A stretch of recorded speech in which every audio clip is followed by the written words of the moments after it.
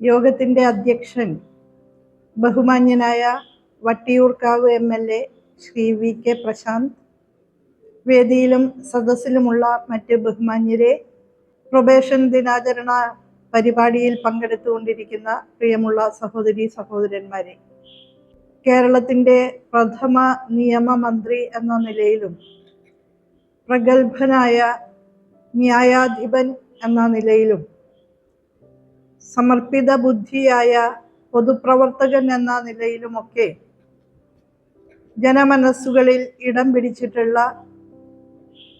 ബഹുമുഖ പ്രതിഭയായ Shri VR കൃഷ്ണയ്യരുടെ ജന്മദിനമായ November 15-ന് എല്ലാ വർഷവും സാമൂഹ്യനീതി വകുപ്പിൻ്റെ ആഭിമുഖ്യത്തിൽ സാമൂഹ്യ പ്രതിരോധ ദിനമായി അഥവാ പ്രൊബേഷൻ ദിനമായി ആചരിച്ചു വരികയാണ്.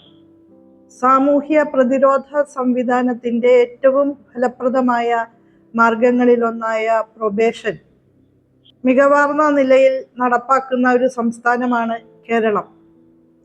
ഐക്യകേരള പിറവിക്ക് ശേഷം ആദ്യം അധികാരത്തിൽ വന്ന EMSന്റെ നേതൃത്വത്തിലുള്ള ഗവൺമെന്റിൽ നിയമമന്ത്രിയായിരുന്ന ശ്രീ VR കൃഷ്ണയ്യർ പ്രൊബേഷനുമായി ബന്ധപ്പെട്ട ചട്ടങ്ങളുടെ നിർമ്മാണത്തിനും അതിൻ്റെ പ്രായോഗിക തലത്തിലുള്ള ആവിഷ്കാരത്തിനുമെല്ലാം നേതൃത്വപരമായ പങ്കുവഹിച്ച വ്യക്തിയാണ്. ജയിൽ ശിക്ഷയ്ക്ക് വിധേയരാകേണ്ടുന്ന കുറ്റവാളികളെ ജയിലിൽ അടയ്ക്കാതെ അവരുടെ മാനസിക പരിവർത്തനത്തിന് ഇടയാക്കും വിധം സമൂഹത്തിൽ തന്നെ തുടരാൻ സഹായിച്ചുകൊണ്ട് കുറ്റകൃത്യങ്ങൾ ചെയ്യാനുള്ള വാസനയിൽ നിന്ന് വിടുതൽ നേടാൻ അവർക്ക് പിന്തുണ പ്രഖ്യാപിച്ചുകൊണ്ട് സമൂഹം കൂടെ നിൽക്കുക എന്നുള്ളതാണ് പ്രൊബേഷൻ നയത്തിലൂടെ നാം മുന്നോട്ട് വയ്ക്കുന്ന ആശയം. 1958 കേന്ദ്ര പ്രൊബേഷൻ ആക്ടിൻ്റെ ചുവട് പിടിച്ചുകൊണ്ട് കേരളത്തിൽ 1960 സ്വീകരിക്കപ്പെട്ട പ്രൊബേഷൻ ചട്ടങ്ങളുടെ അടിസ്ഥാനത്തിലാണ് പ്രൊബേഷനുമായി ബന്ധപ്പെട്ട ഉത്തരവാദിത്തങ്ങൾ സർക്കാർ നിർവഹിക്കുന്നത്.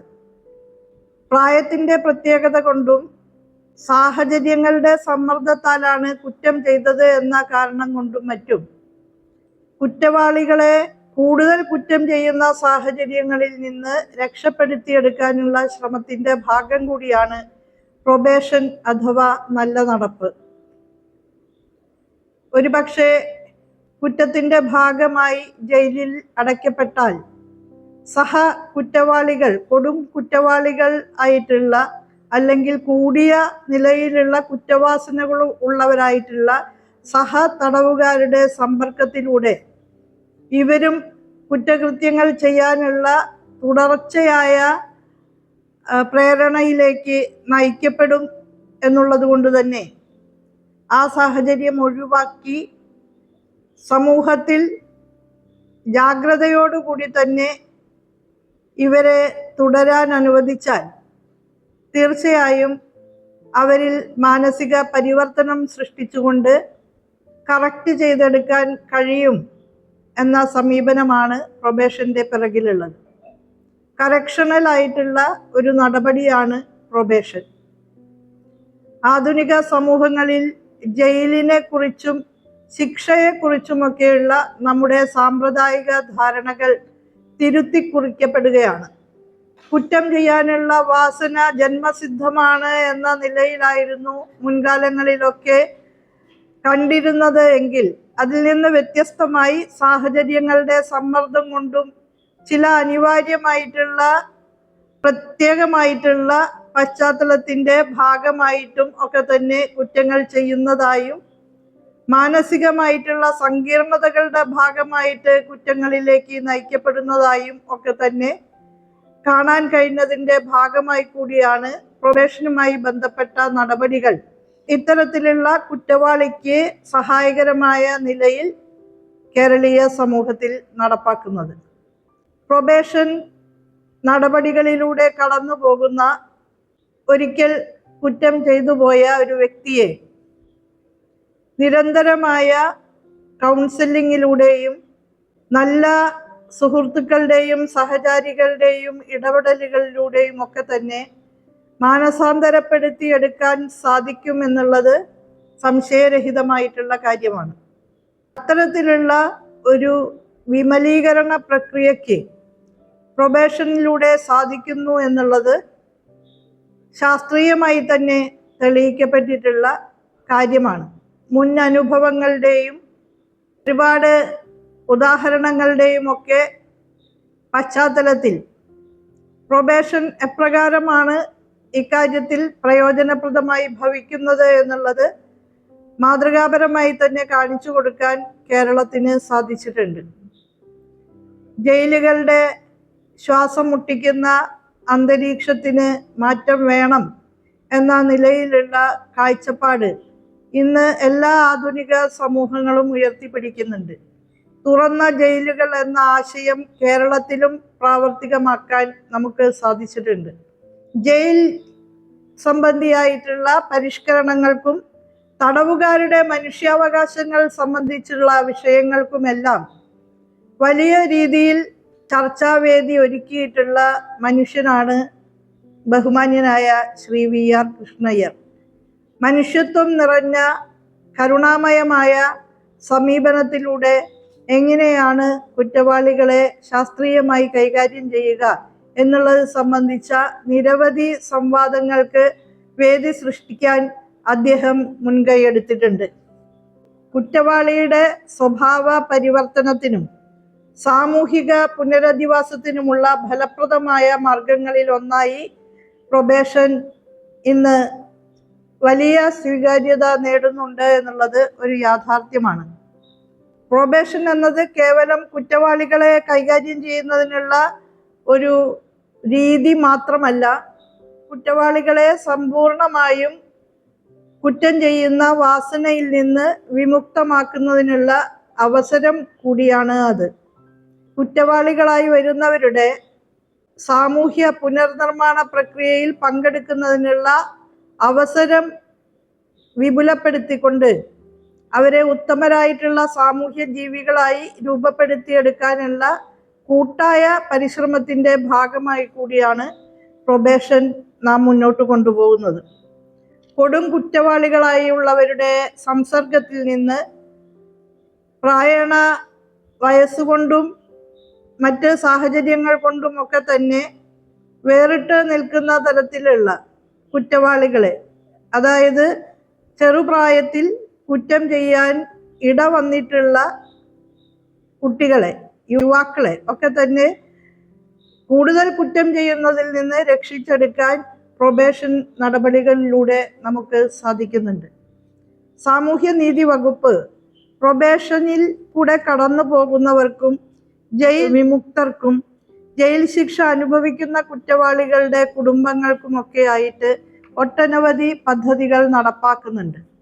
നേർവഴി എന്ന സമഗ്ര പദ്ധതി ഇതിന് ഒരു ഉദാഹരണമാണ്. മുൻ കുറ്റവാളികൾ, പ്രൊബേഷണേഴ്സ് എന്നിവർക്കുള്ള ധനസഹായ പദ്ധതി 15,000 രൂപ അനുവദിച്ചുകൊണ്ട് നടപ്പാക്കുന്നുണ്ട്. തടവുകാരുടെ ആശ്രിതർക്ക് സ്വയം തൊഴിൽ സംരംഭങ്ങൾ ആരംഭിക്കുന്നതിന് ധനസഹായം നൽകുന്ന പദ്ധതി നടപ്പാക്കുന്നുണ്ട്. ജയിലിലെ തടവുകാരുടെ കുഞ്ഞുങ്ങൾക്കായിട്ടുള്ള വിദ്യാഭ്യാസ ധനസഹായ പദ്ധതി സാമൂഹ്യനീതി വകുപ്പിലൂടെ നടപ്പാക്കുന്നുണ്ട്. ജയിൽ തടവുകാരുടെ കുട്ടികൾക്ക് പ്രൊഫഷണൽ കോളേജുകളിൽ പഠിക്കുന്നതിനുള്ള ധനസഹായവും വകുപ്പിലൂടെ ലഭ്യമാക്കുന്നുണ്ട്. അതിക്രമങ്ങൾക്കിരയാകുന്നവരുടെ മക്കൾക്കുള്ള വിദ്യാഭ്യാസ ധനസഹായ പദ്ധതിയും സാമൂഹ്യനീതി വകുപ്പ് നടപ്പാക്കുന്നുണ്ട്. ജീവനം എന്ന് പേരിട്ട് വിളിക്കുന്ന സ്വയം തൊഴിൽ പുനരധിവാസ പദ്ധതി വളരെയേറെ പ്രയോജനപ്രദമായി കാണപ്പെടുന്നുണ്ട്. തടവുകാരുടെ പെൺമക്കൾക്കുള്ള വിവാഹ ധനസഹായ പദ്ധതിയും സാമൂഹ്യനീതി വകുപ്പ് നടപ്പാക്കുന്നുണ്ട്. സാമൂഹ്യ പ്രതിരോധത്തിന്റെ ഭാഗമായി മുൻ തടവുകാർ, പ്രൊബേഷണർമാർ, തടവുകാരുടെ ആശ്രിതർ, അതിക്രമത്തിന് ഇരയാകുന്നവർ, യുവ കുറ്റാരോപിതർ, മാനസിക രോഗം ബാധിച്ച തടവുകാർ തുടങ്ങിയവർക്കായി നടപ്പാക്കുന്ന മിത്രം പദ്ധതി കുറ്റം ചെയ്തവരുടെ അല്ലെങ്കിൽ മാനസിക വൈകല്യങ്ങളുടെ ഭാഗമായിട്ട് കുറ്റം ചെയ്തു പോകുന്നവരുടെ കൃത്യമായ അഭിരുചികൾ മനസ്സിലാക്കി ആ അഭിരുചിക്ക് അനുസൃതമായ സ്കില്ല് ആർജിച്ച് തൊഴിലിലേക്കോ സംരംഭങ്ങളിലേക്കോ പോകാൻ അവരെ സഹായിക്കുന്ന പദ്ധതിയാണ്.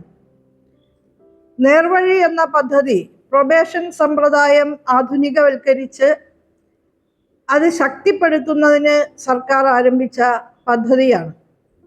കുറ്റവാളികളെ പ്രൊബേഷൻ സംവിധാനം വഴി മാനസികവും സാമൂഹികവുമായി പരിവർത്തനം ചെയ്ത് പുനരധിവസിപ്പിക്കുക, അവരെ സമൂഹത്തിന് പ്രയോജനം ചെയ്യുന്ന ഉത്തമ പൗരരാക്കുക എന്നുള്ളതാണ് നേർവഴി പദ്ധതിയിലൂടെ ലക്ഷ്യം വയ്ക്കുന്നത്.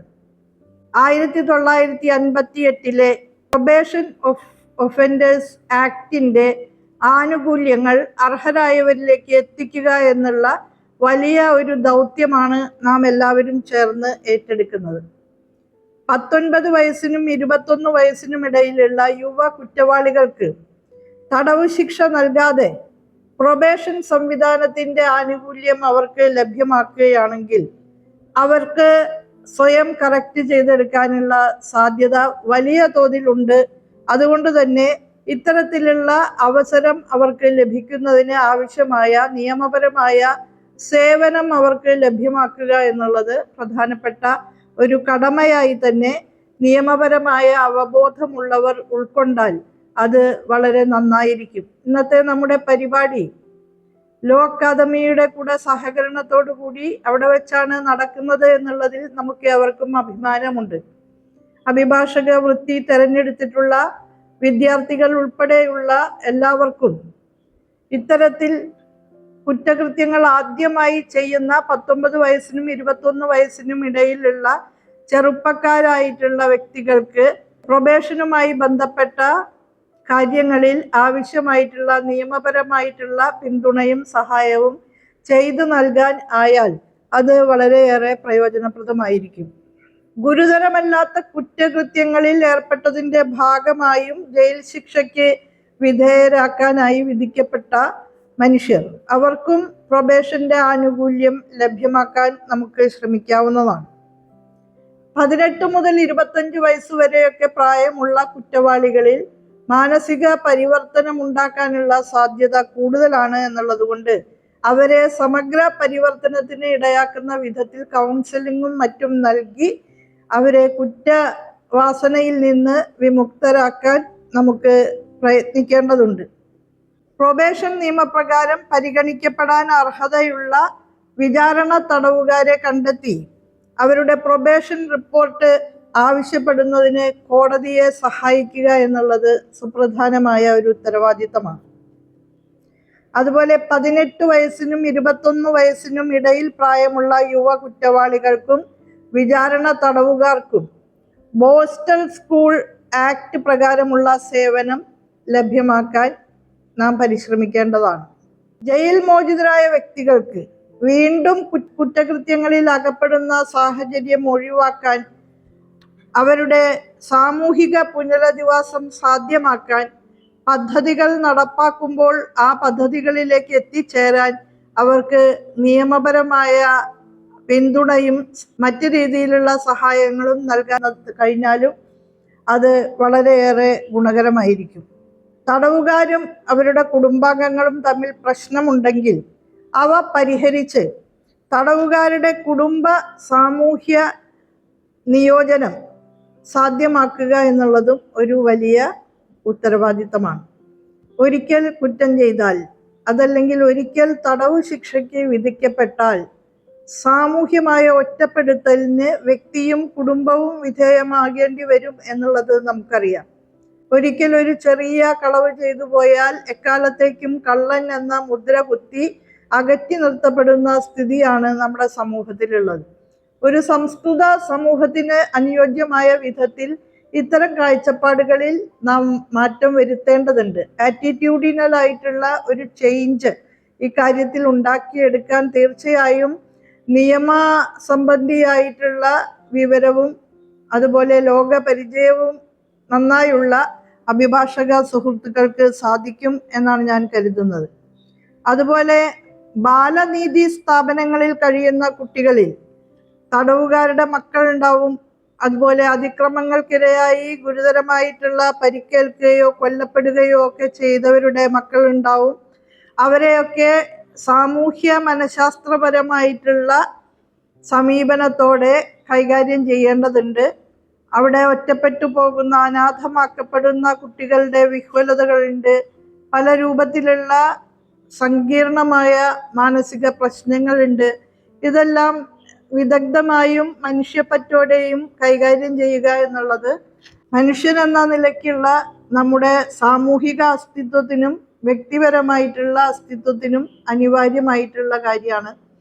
അപ്പോൾ അത്തരം മേഖലകളിൽ കൂടുതൽ വെളിച്ചം വിതറാൻ ഇന്ന് ഇവിടെ നടക്കുന്ന ഈ ശില്പശാലയ്ക്ക് സാധിക്കട്ടെ എന്ന് ഞാൻ ആശംസിക്കുകയാണ്. സാമൂഹ്യനീതി വകുപ്പിന്റെ മുൻകൈയോടെ ലോ അക്കാദമിയുടെ സഹകരണത്തോടെ നടക്കുന്ന ഈ സാമൂഹ്യ പ്രതിരോധ ദിനാചരണം അഥവാ പ്രൊബേഷൻ ദിനാചരണം ഏറ്റവും ഫ്രൂട്ട്ഫുള്ളായ ചർച്ചകളാൽ സമ്പന്നമാകട്ടെ എന്ന് ആശംസിച്ചുകൊണ്ട് സംസ്ഥാനതല പ്രൊബേഷൻ ദിനാചരണം ഉദ്ഘാടനം ചെയ്തതായിട്ട് സസ്നേഹം അറിയിക്കുന്നു. അഭിവാദ്യങ്ങൾ.